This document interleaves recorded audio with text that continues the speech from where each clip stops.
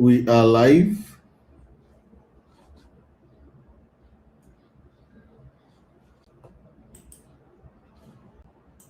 Okay. Good morning, everyone.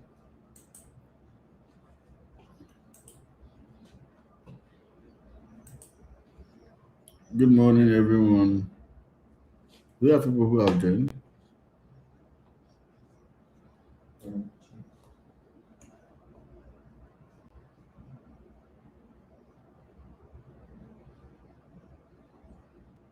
Yeah, there are three people there. Okay. Hello. Good morning, everyone. Welcome, welcome, welcome. Please let me know. Just type good morning and where you're joining us from this morning. Good morning and where are you joining us from this morning?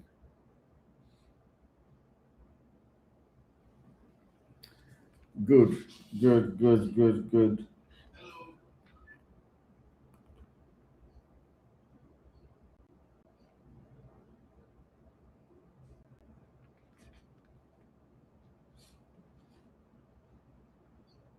Good morning, Martha.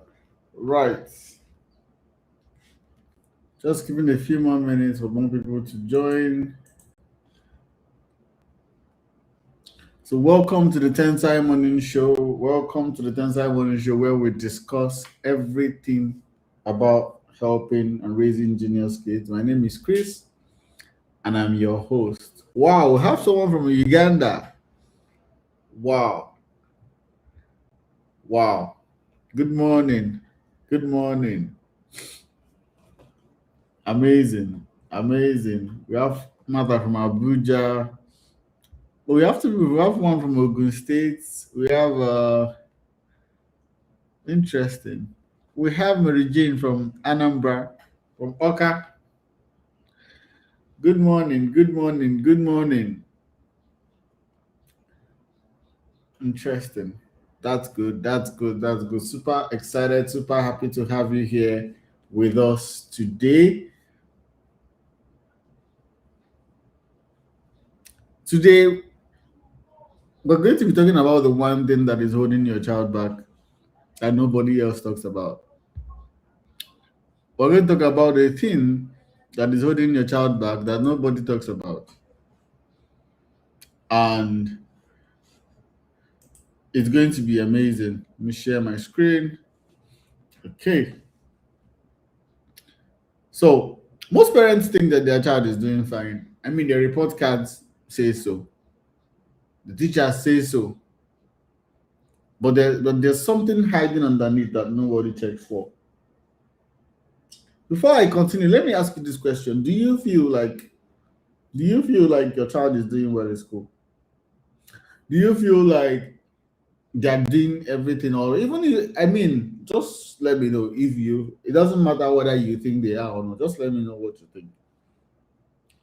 Now, most parents I talk to, they say either there's a challenge, either they play too much, or one thing. There's always one problem or the other. There's always one thing that they feel is holding their child back.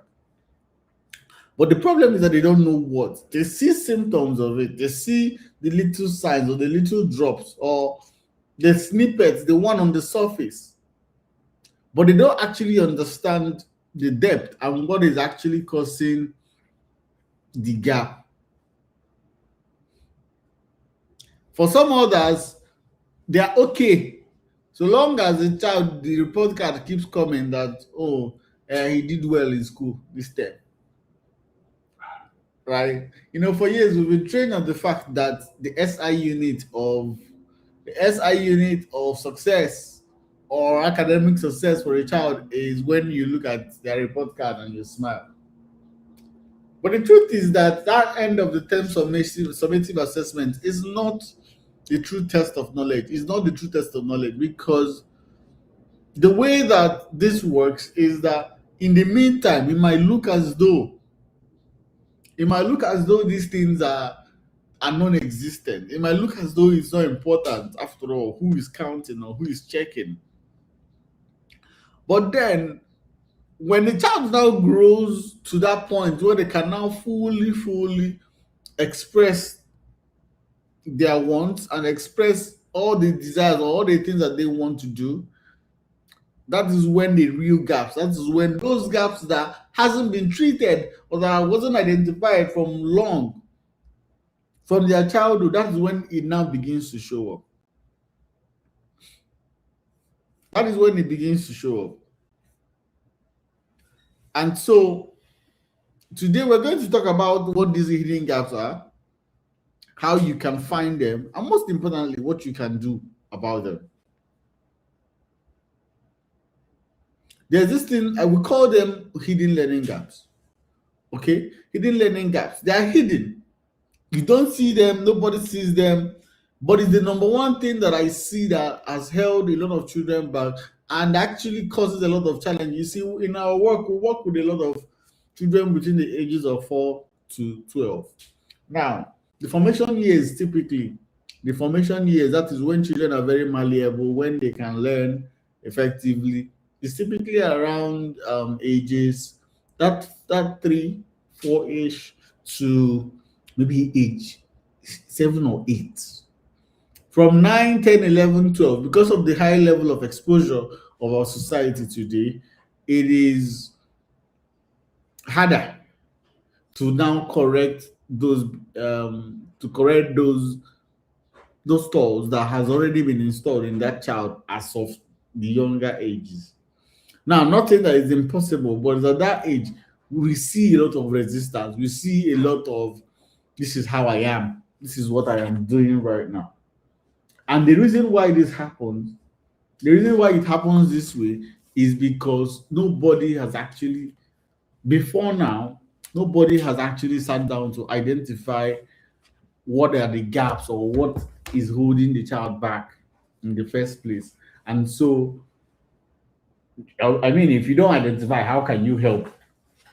If you don't know what the problem is, how can you even start thinking of solving it? Right? And I want you to think of it like building. Think of it like a building. If a foundation has cracks, that building still stands. And for a while, it looks fine on the outside. Right? It looks fine from the outside. But over time, those cracks they get bigger. And one day, the whole house will start doing like this. It will start leaning, it will start bending. That's what happens. So, in let's say, for example, in year one, the child they miss a step, they miss a beat, or maybe they encounter some experiences at that age, and they don't, nothing happens, nothing has changed so far. Nobody notices it. It's fine. Year two is building.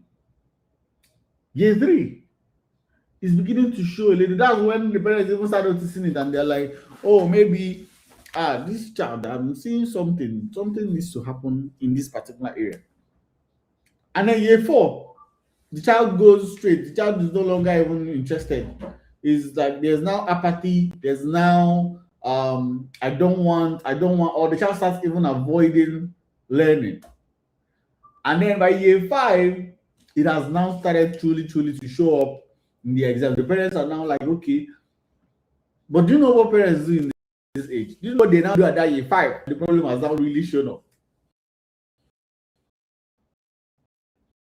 Let me tell you what they do. They hire teachers, right? While the concept of the teachers is very good, at that point, the teacher does not know what to come in and fix. Because what has happened is as a result of years of gaps. We assess a lot of children, and when we assess, and we find out that these gaps have been existing for 5, 6, 7 years. If something has happened in one place consistently for 7 years, it's very deep to fix. And that is the state of our educational system. That is the state of a lot of children's academics, because they have a lot of gaps caused by maybe negligence or lack of attention from, of course, the people who are supposed to make sure that they are carried along, because we practice a teacher-centered style of learning instead of child-centered. So some children might feel unattended to, they might feel like they are not being seen, and so all of them contribute to creating and deepening those gaps. So how do you know? How do you know? The first thing I want to say is that your child can pass exams and still have foundational gaps that compound over time, just like what I've explained right now. Like a building with a cracked foundation, it looks fine until it doesn't. So a misconcept in the first year will now become a bigger problem in year three, and by year five, the child is now struggling, but nobody knows why.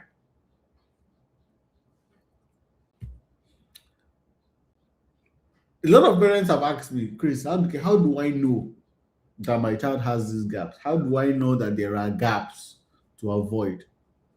How do I know that my child, how will I know that, oh, my child has gaps and what should I do about it? So let me show you some of the warning signs. So the first sign is when, number one, your child starts avoiding certain subjects. That's when you know. Now, most parents will call this lazy. Oh, he doesn't want to study at all. She doesn't want to open a book at all. And so most of the time, that is not laziness, it's avoidance. They feel lost and they don't want to face it, because children have this thing that they do where instead of trying to, especially like with the advent of parents, and they know, because most parents want their kids to be perfect, so we have expectations, but then the children are the one feeling the heat. And so when sometimes when push comes to shove, instead of them going ahead to go and make that mistake, or go and make a fool of themselves, or maybe knowing that their parents is going to shout and say, why didn't you get this, they'll just avoid it. They'll do anything but it. The second warning sign is that homework takes forever. So typically homework that normally they should do in like 5, 10, 15 minutes, they'll take long before doing anything. What's happening is that they are filling gaps in real time while doing new work. So it's like you've not tackled step one. You're trying to do step four. The faculty is not there. The faculty is not there, right? It's extremely harder when you try to solve a problem that you don't even have the foundations of. Then the third one is they start saying, I'm not smart or I'm not intelligent. When you start seeing a child starts making self-depreciating statements like that, then that's when they stop trying mentally. We call this learned helplessness. So that is where they now believe that, oh, I'm not good at this. This is not my thing.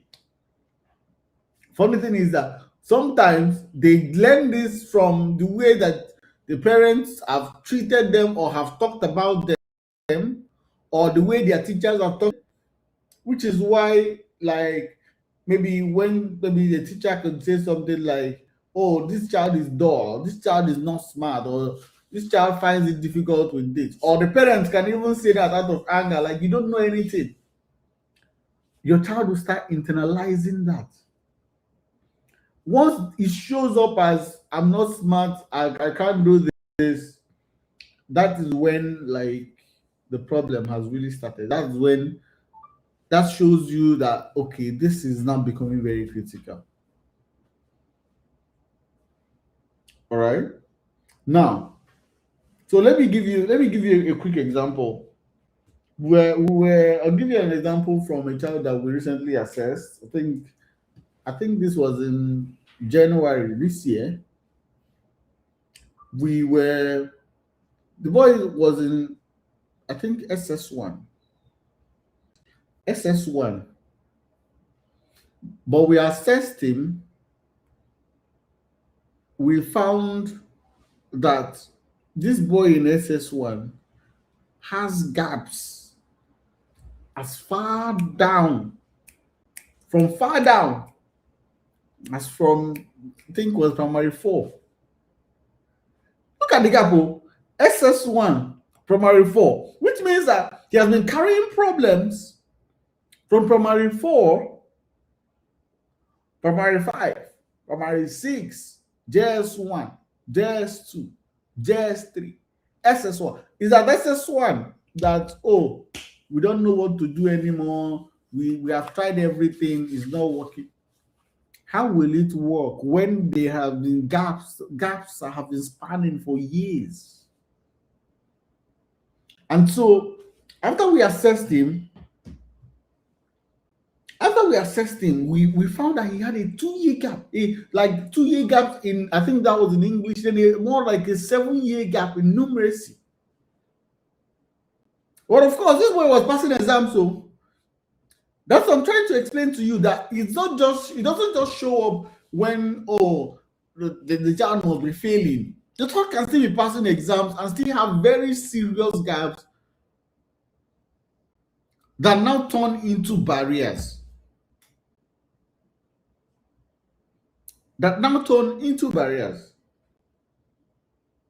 And so when you realize this, when you realize that, oh, this is your child, you need to start paying extra attention to realize, to see.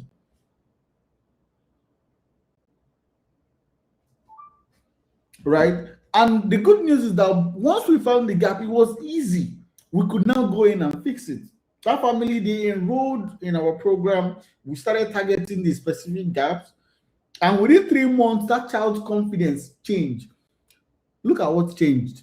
It's not his academic result, it's his confidence, it's his ability, his want to engage with the subject. So all this while that the parents have been saying this boy is lazy, this boy doesn't want to read, it wasn't because he didn't want to read, it because there was something missing. And the moment that thing was started, the moment we hit that nail, his countenance, his attitude changed towards it. Is he still doing well? Yes. But now something that changed is that now he's now the one by himself. He can now engage with that subject without having a lot of reinforcement from the outside. There's now intrinsic desire to learn. And so what I want you to do today is this. If there's anything, what I want you to do today is to sit back and think, what are the behaviors that my child is exhibiting that I have written off as this child is lazy? I want you to do today, before maybe during sometime today, engage your child in a conversation and just be fishing. Just ask a couple of questions around, we call it the digging deep strategy. And what you are simply doing here is you're basically asking questions and going deep into those questions. So you start with, say, something like, so tell me about your experience with maybe XYZ subject. And then they say, oh, I like it this way. I say, why do you like it? They say, oh, I like it because why does this happen? So you keep going with the why. You keep going with the why. The same thing happens if the answer is negative. So you keep going with the why. At the end of that, if you do that why 7 times, you will get to the root of that. Of course, we run a program where we actually assess kids and we are able to know exactly how whatever gaps that they have. But this is something that you can start today and make it a habit to always do. Now, if you're not somebody that has always been asking your child questions, they may not be willing to open up to you. Do not give up hope. Keep trying. And once you identify that gap, it's now easy to even go and fix it, because it's like going to a hospital or go and taking meds without knowing what is wrong with you. But when you know what you are treating, when you've done your test, you know what you are treating, it's easier for you to go in and attack that solution, that problem. Okay? So, if anything I said today made you think about your child differently, I want you to share this episode. Send it to one parent who you know who needs this. We're going to be doing this every morning by 7 a.m. And tomorrow, tomorrow's episode is going to be even better. Tomorrow, we're going to be talking about why your child cannot focus and why it is not their fault and what you can do about it. Is there any question on the chat? Is there any question on the chat that I have to answer? Does anyone have any questions that I maybe didn't see? Is there any question? I'm willing to take maybe one or two questions and then we'll round up for the morning.